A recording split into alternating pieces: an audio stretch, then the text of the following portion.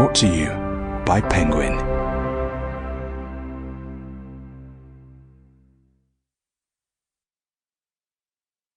Quickly, While They Still Have Horses, by Jan Carson.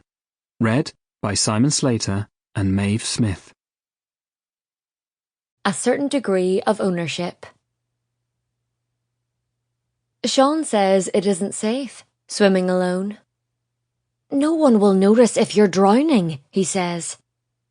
If I'm going to die an undignified death, I say, I'd prefer not to have an audience. Sean does not think death is something to joke about.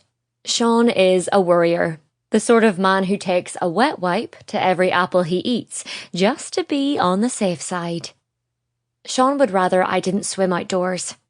If I simply must, Sean's own words, he'd rather I swam at the main strand, cautiously, in full view of the lifeguard station.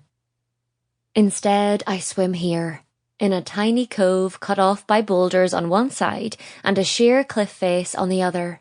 A thick band of seaweed separates the sand from the sea beyond. In summer, it smells like soy sauce and warm piss. The kelp flies rise in consternation when I pick my way through. In winter, it is less pungent but slippier. I wear neoprene booties and step carefully. My feet are ludicrous. 2 fat slugs squirming at the end of my shins. At high tide, the seaweed swims with me.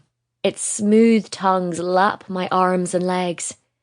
I think about Jonah in the belly of the whale, all those slick intestines sliding against his skin. I feel small in myself and held. I choose to swim here because it is always empty. The seaweed puts people off. It is a decent hike from the road, through fields and a small forest. Once I brought Sean with me. He was meant to read while I swam. Sean could not concentrate for watching me. I could not swim easily with his eyes on me. Afterward, we had words in the car. We argued about what should be made for supper, aware that this was code for a much deeper frustration. Sean did not come to the beach again. It is warm today. The beach hums in the heat. I leave my towel, water bottle and book in a pool of shade next to the rocks. I slip my sundress over my head, heel my trainers off and swim my usual 6 laps of the bay. Though there's hardly any wind, the sea is choppy. Toward the end of the 5th lap, my arm muscles begin to burn. By the 6th, I'm exhausted. The sun is loud in my eyes as I thrash clumsily through the shallows. I'm thinking about the granola bar that I might have brought from home. I'm already on the beach before I notice them. There are 3 of them, or rather 2.5. Anything younger than 16 counts as half in my book. Sean disagrees. Sean likes children.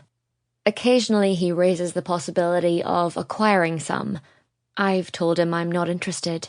I suspect Sean has no specific interest either. He sees children as something that should be done at our age.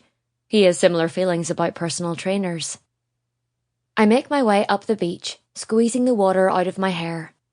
I stare at them. They haven't noticed me. She is leafing through a glossy magazine, pausing between pages to tip the ash from her cigarette into the sand. He is dozing on his front, one hand draped heavily across her thigh, as if afraid someone will run off with her while he sleeps. Her thigh is the fake mahogany colour of a flat-pack desk. His swimming trunks are Barbie pink and printed with anthropomorphic pineapples. The pineapples dance across the hump of his backside, shaking their tiny maracas and tambourines like Billy O. The baby is wearing nothing but a white disposable nappy. It is stuffing sand into its mouth in greedy handfuls. The sand is stuck to the snot running out of its nose. I look at the baby's face. It reminds me of an ice cream dipped in sprinkles, but dirtier. I should feel sorry for the baby. I don't. The person I feel sorry for is myself. I shouldn't have to share my beach with them. I could leave. If Sean were here, he'd say, "Oh, just leave them to it. You're only going to sit there seething if you stay." I am not going to leave. This is my beach. In the 2 years since I began swimming here, I have encountered no other human beings. I have assumed a certain degree of ownership. The beach is like that thin strip of Sample complete. Ready to continue?